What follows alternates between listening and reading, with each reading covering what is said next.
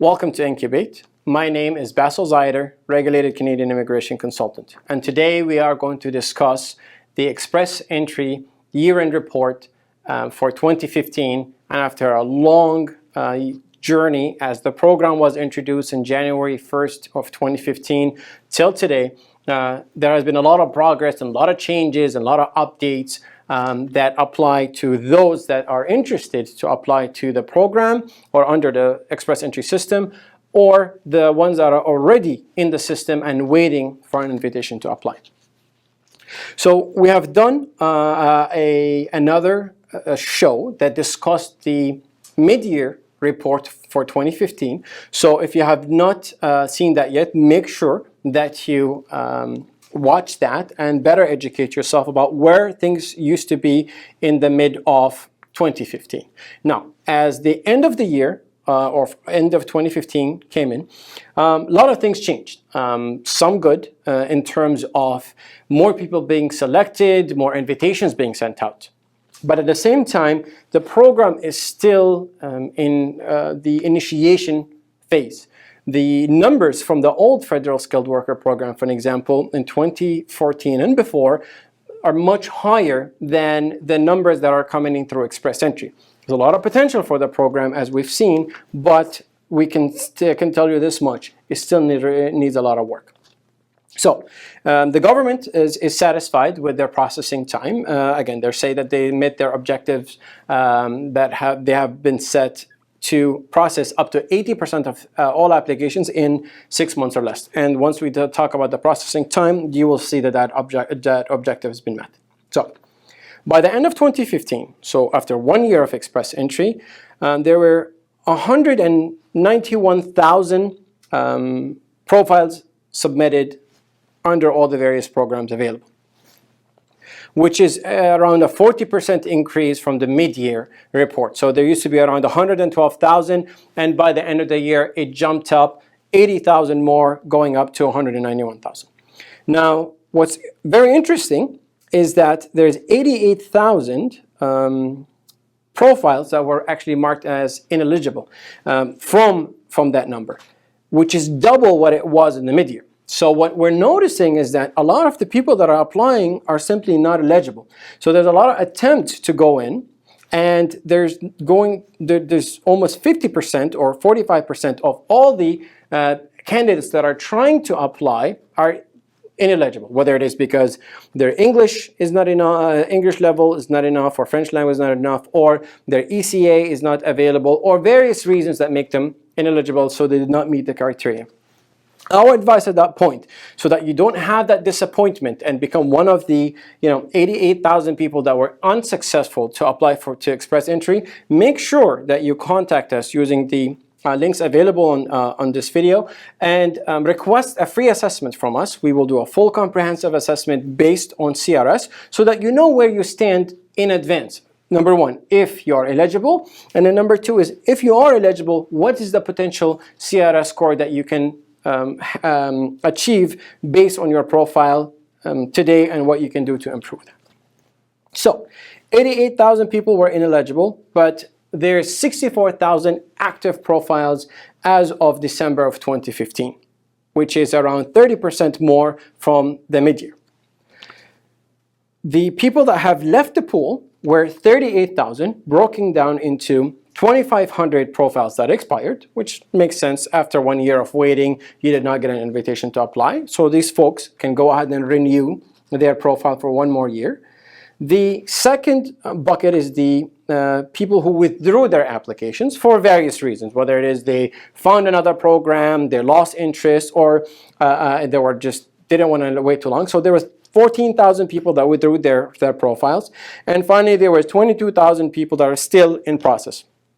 Now, in process means they have left the pool. So they're no longer in the pool, but then now they either received an invitation to apply or they've gone somewhere else in the system, but they're not just sitting there and waiting. So 38,000 left the pool, 64,000 were the active profile, 88,000 were ineffective processing or ineligible, for a total of 191,000 total profiles that went into Express Entry in 2015. From a CRS perspective, this is where you know the possibility of being picked in a draw. The majority of all the applicants fell between the range of 300 to 449 CRS points, which is almost identical to the mid-year report. In the mid-year report, there was around 30,000 people sitting in that range, 25,000. And then now, even though the numbers doubled, still the same ranges apply. So the people that were in between 300 and 449 were around 40,000, 42,000 applicants. People over 450 and above were around 2,000 to 2,200 applicants. Now, what's really interesting is the following. If you look at how many people that got an invitation to apply that had more than 600 points, there was only 850. These are the folks that had a job offer or a provincial nominee program nomination, and then they went in with more than 600 points. The folks between 450 to 599 were 1,600. 1,600 of which the ones over 460 were 900. Now, why are we talking about these numbers? Is because currently the lowest score that's been in any express entry draw since January 1st, 2015 till today has not gone below 450. So the magic number is 450. So the emphasis here is 450 and above, you will see the people that got selected. 450 and 499 and below, these are the people that are waiting in line.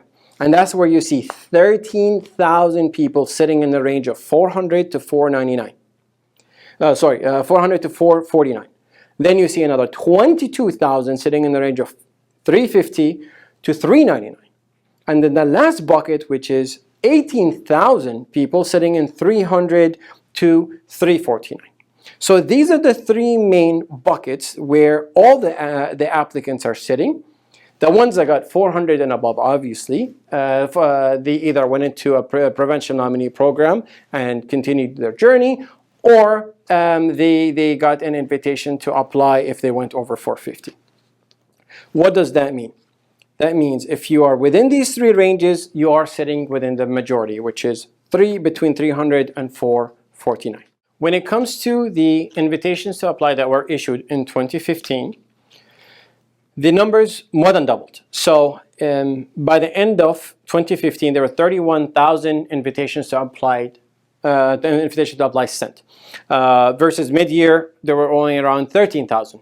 So from the 31,000 invitations to apply that were issued, 60% of these folks had a job offer, so they were over 600 points. Now, they either had 300, 400 points and then got an extra 600 for the job offer, or they already were over 400 and received an invitation to apply based on the job offer they got.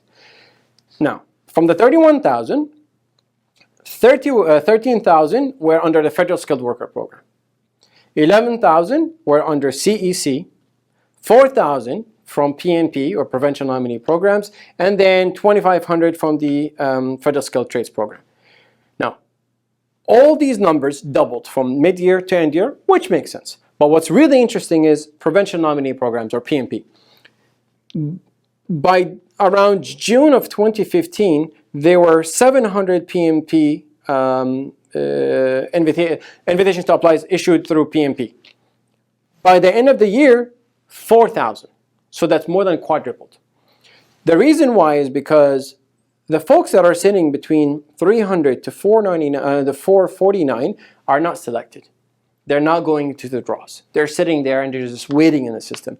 Their only option is to either get a job offer, they get the extra 600 points and off they go to the nomination, or they go through PNP and try to get a certificate of nomination from the various available programs, which will grant them 600 points. And that's why you see the numbers spiked up in less than 6 months to more than quadruple, and we think these numbers are actually going to go even higher as we go.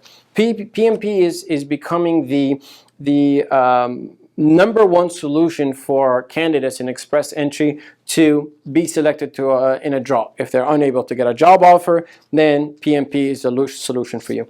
Now we have other immigration programs available to discuss various immigration opportunities under PMP programs. So make sure that you educate yourself on the ones that you qualify for, or the ones that you can apply under, to see if you can get a certificate of nomination from one of the provinces. Now, when it comes to the invitations to apply per CRS score, again, the numbers have not dropped below 450. So in the range of 450 to 599, so anybody without a job offer or a PMP nomination, there were 13,000 invitations to apply. The rest were for 600 and above, so that's 18,000 people that got in through that score. So 600 above is 18,000, and then 450 to 499, there were 13,000, sorry. Now, what's interesting is the following. From 600 and above, from the 18,000 people that got an invitation to apply for having a score over 600, there were 11,000 of them under the CEC program, and 7,000 of them that got in through job offers. Now, that is very interesting. What this tells us is the fact that the majority of the 18,000, which is around 60% of all the people that got invitations to apply, they are either were in Canada, they already have jobs in Canada, or they studied in Canada and then graduated and got their postgraduate work permit, or they applied under a different avenue of PMP.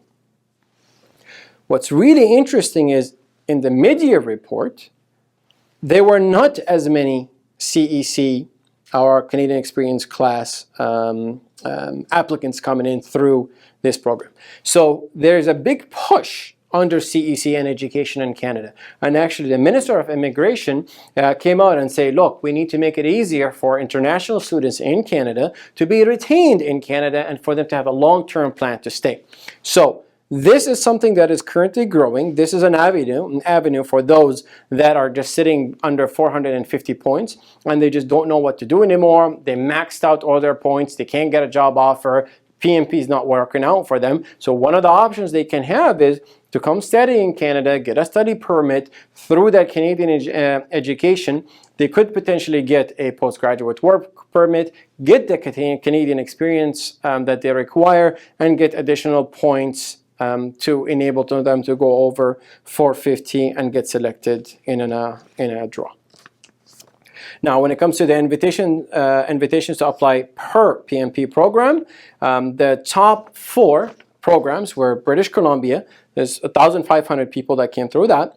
Ontario, 870. Nova Scotia, 650. And finally, Saskatchewan, 500. So these are the top PNP programs that people are applying under to get the 600 points.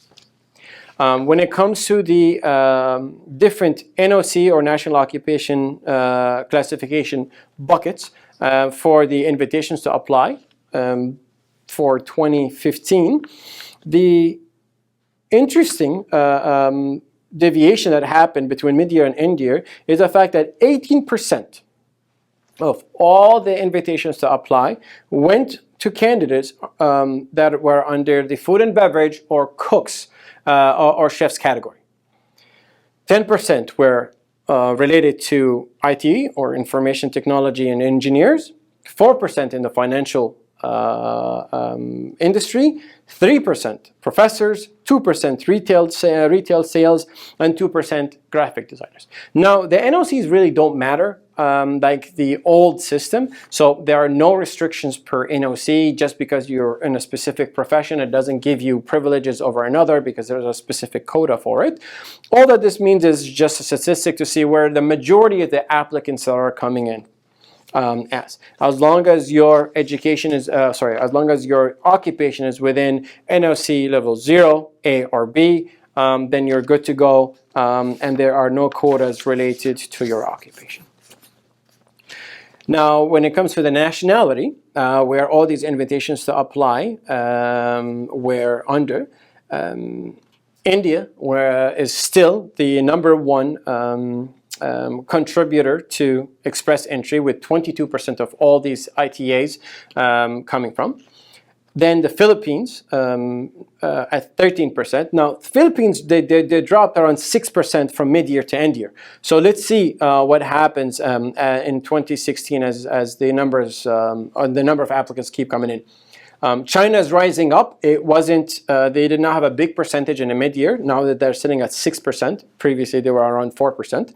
And then the next one up is the United Kingdom. Again, with 6%, previously they were sitting at around 6.5%, so they're staying steady. So it looks like the same nationalities continue to dominate the express entry system under India, Philippines, China, and the United Kingdom. Now, previously we've seen other nationalities, Nigeria, Iran, Egypt, for an example. All these countries are still there with smaller percentages, and our guess is because of the language proficiency. In the old federal skilled worker program, the level of English was not at the same requirement that it is now. So as Canada raised the English requirement or French requirement to CLB 7, going up to that, then it just became more challenging for certain nationalities or certain citizens of countries that don't use English or French regularly to be able to go under express entry. So that's in terms of the nationalities coming in for the ITS. The number of permanent resident approvals that were issued are, there were 37,000 applicants, 15,000 of them are still in progress, 14,000 were approved. From these 14,000, 13,000 visas were issued, and finally 10,000 people were admitted to Canada as permanent residents, that's primary applicants and their spouses. Now, this is the number that everybody's waiting for, the 10,000.